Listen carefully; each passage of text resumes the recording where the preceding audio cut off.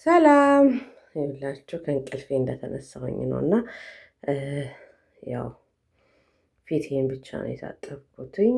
ከዛ ይኸውላችሁ እዚህ ጋር ደግሞ ከንፈሬ ማለት ሄርፕስት ይዞኛል እና አሁን ደግሞ ዛሬ እንግዲህ ላሳያችሁ የምፈልገው የጧት ቭሎግ እንግዲህ ሰግጥ ብለናል ጀምረናል ትላለህ። የጧት ቭሎግ አንዳንድ ጊዜ ለሰው ስታሳየው እንጂ ከነገርከው አይገባውም እና ያው እኛም ከነገሩን ካሳዩን ላይ ነው።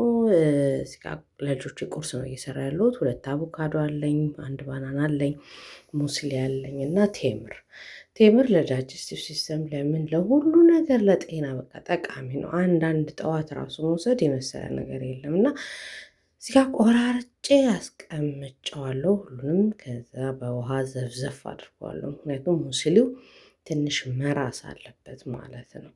ስትበሉ ራሱ አስቀድማችሁ ዘፍዝፋችሁ ቢሆን ጥሩ ነው። ሙስሊ ትንሽ ውሃም ጨመርኩበት። የጠዋት ሩቲኔ እንግዲህ ሁል ጊዜ በተለያዩ ጁሶች በተለይ እዚህ ሀገር ልጅ ተወልደው የዚህ ሀገር ልጅ ሆነው ቆራርጦ የማይበሉ አሉ። ለምሳሌ ማለት ፍሩታውን ቁርጥ አድርጎ እንደ ባናና ነው እንደ ብርቱካን ነው የማይበላ ልጅ አለ እና የኔ ልጆች በመፍጨት ነው የምሰጣቸው። እንግዲህ ተፈጭቶም ተበልቶም ያው ቪታሚንነቱን አያጡትም ብዬ አስባለሁ። እና ደግሞ ከጁሱ አጠገብ አንዳንድ ብሮት ስላይሽ የሆነ ዳቦ ልጠብስላቸው ፈልጌ ማለት ነው። አንዱን አደረኩና አልበቃኝም፣ ሁለተኛ ደገምኩ። እዚህ ጋር እንደምታዩት መታ አደርግና ከዛ ጥብስ ዳቦን ስላሹ ዳቦን ጥብስ አድርገዋለሁ። ለነገሩ ሁለቱም የተለያዩ ስለሆኑ ማለቴ የሰውነታቸው መጠን ማለት ነው። እሷ ፎልኮርን የሆነ ነገር ነው ማበላትኝ።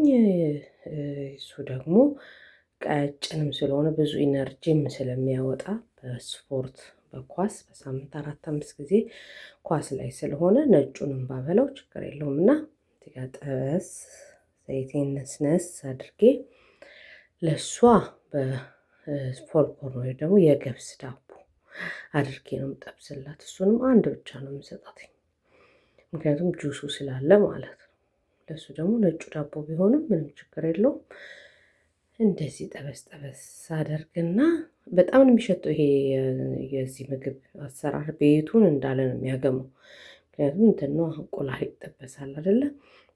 የዘይቱም ጠረን ምናምን ስላለ ያው ንፋስን እናናፍሰዋለን። ዋናው እነሱ ይጠቀሙ ትላለህ። እንዲህ ተነስተን አብልተን አጠጥተን ወደ ትምህርት ቤት የምንሸኘው።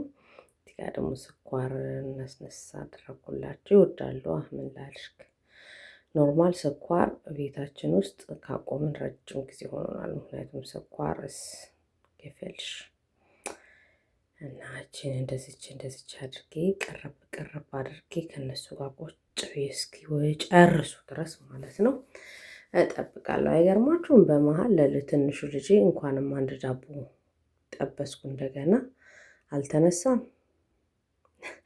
እነሱ ሲበሉ ካየ እሱ ካልበላ ወይ ገደላችሁ። ጉተሞር ግን እያልኩት ነው መለዙዝ እስታ ለሱም እንደዚህ ቅርብ አደረኩለት። አሁን በልቶ እስኪጨርሱ ድረስ እሷ እንኳን በልታ ጨርሳሽውን ሄዳለች። ከሩብ ነው የምትወጣው፣ 7 ከሩብ በባስ ስለምትሄድ ማለት ነው። ይነው ግን እዚህ አጠገብ ስለሆነ ችግር የለውም። ተኩልም ሩብ ጎደልም 20 ጎደልም 5 ጎደልም አንዳንድ ይወጣልና እንዲህ